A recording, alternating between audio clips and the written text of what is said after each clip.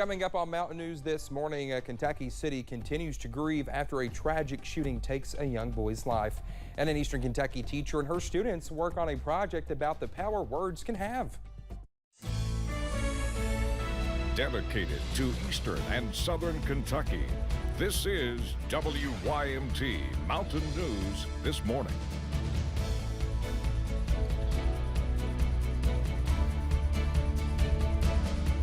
Good morning to you. I'm Dakota Makris on this Thursday morning at 6:33. Good morning, and one more day until Friday, and I can tell you, we're all pumped for it. Let's head over to Brandon Robinson for a look at our forecast. And Brandon, honestly, I feel like this week, I was thinking yesterday to myself, driving, I'm in my own world half the time, that this week has flown by. See, I always, you know my opinion on Tuesdays. I don't like Tuesdays. I voice my opinion in the newsroom, but honestly, Tuesday flew by, and the rest of the week we're now almost to Friday. So. Do you know what the difference is this week between this week and the other weeks?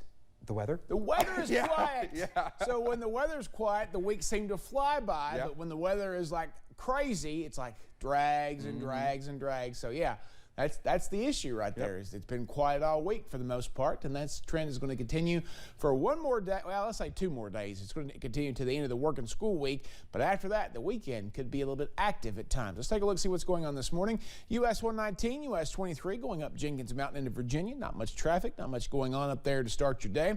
Temperatures basically 20s, 30s, and 40s, with 24 in Monticello being the cool spot and 43 in Pikeville and Logan being our warm spots this morning. Breakfast forecast, get out those bowls for the frosted weather wheats, and we're going to be seeing temperatures climb quickly once the sun comes up, and that should happen around about 7:30, or actually just before 7:30 this morning there. So there you go, and then we'll be up to 40 by 8 o'clock. Dakota? All right, Brendan, thank you. Well, a multi-agency search and rescue continues along Troublesome Creek in Perry and Breathitt counties nearly 6 weeks after a man and woman went missing. Dale Williams was found dead, but Misty Williams is still missing. Now, the search covers nearly 25 miles of the creek and has been combed by car, boat, and foot, and with dogs multiple times. Still, the crews are not giving up hope. I feel like our volunteers in Perry County is the best in the world. They just, no matter what the situation is, they're always on the front lines ready to go. Well, the family of Williams say they thank and appreciate the search and rescue crews that continue to work. The search continues for a man in Floyd County after a school was placed on lockdown for a couple of hours Wednesday morning. South Floyd Elementary Administration reported to police that a man was on campus in his car with a weapon.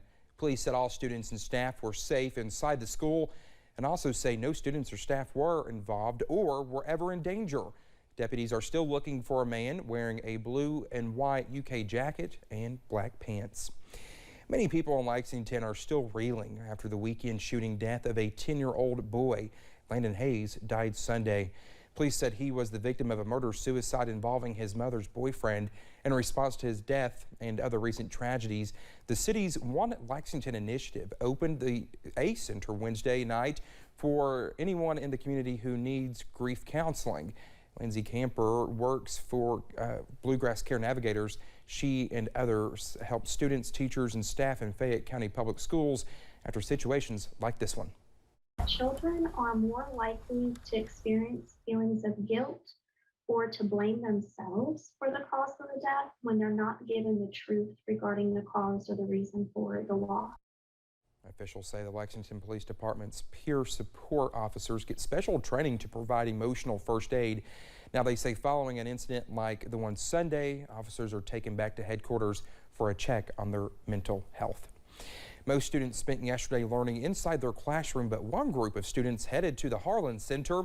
Those were the county district's gifted students. They participated in discussions on how to handle tough situations in life and deal with the workload that comes with being a gifted student. One important topic they discussed was mental health and making sure students take care of themselves, with staff asking students if they know how important that is.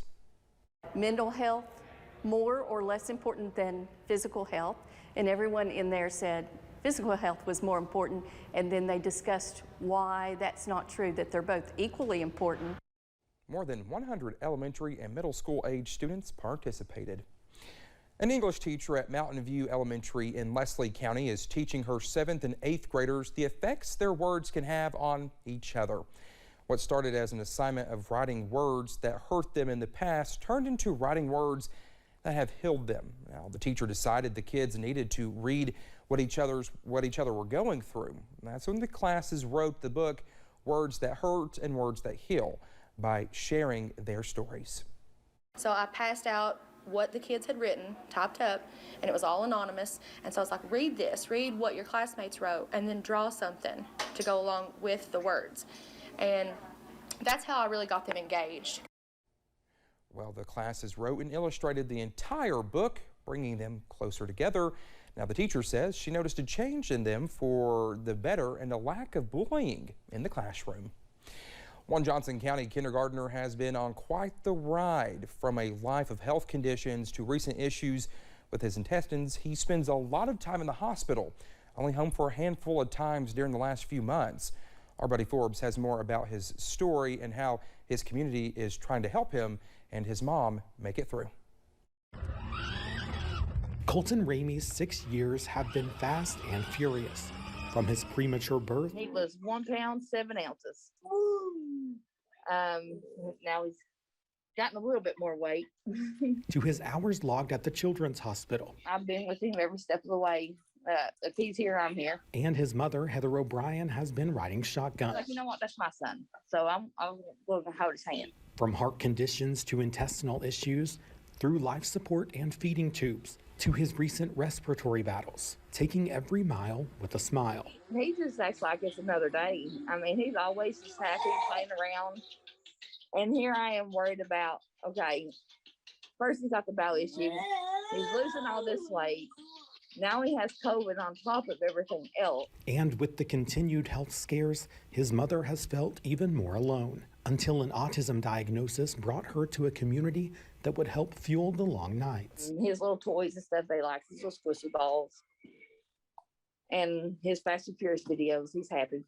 As Colton focuses on fast cars and Dwayne Johnson, That's what he likes. You know, say, his mom is focused on breaking him out of the hospital and keeping the family afloat without being able to work. I mean, it's been hard, kind of doing it on my own. So their advocacy community is coming together to help, bringing in donations with an online fundraiser. My family, you know, we ain't got a lot. And it's nice to have people who know kind of like what your kid thinks and feels and knows what they're going through, you know, to have that support from other parents. Inviting everyone to show Colton he is not alone. In Johnson County, Buddy Forbes, WYMT Mountain News. Well, his mom says she is thankful for the online fundraiser and everyone who has helped through donations, saying it relieves a bit of the weight that is on her shoulders every day.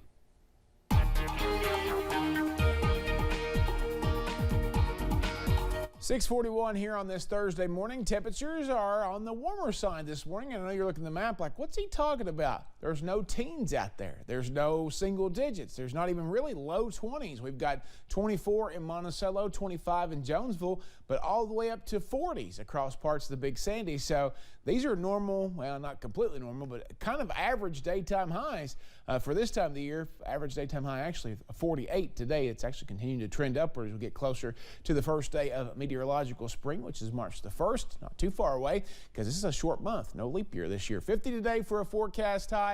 We're going to continue to see, again, 34 overnight, so not a bad trend, but one more day of the nice weather before we take a tumble heading toward the weekend. Dakota? All right, Brendan, thank you so much. The time is 6:42. Still to come here on Mountain News this morning.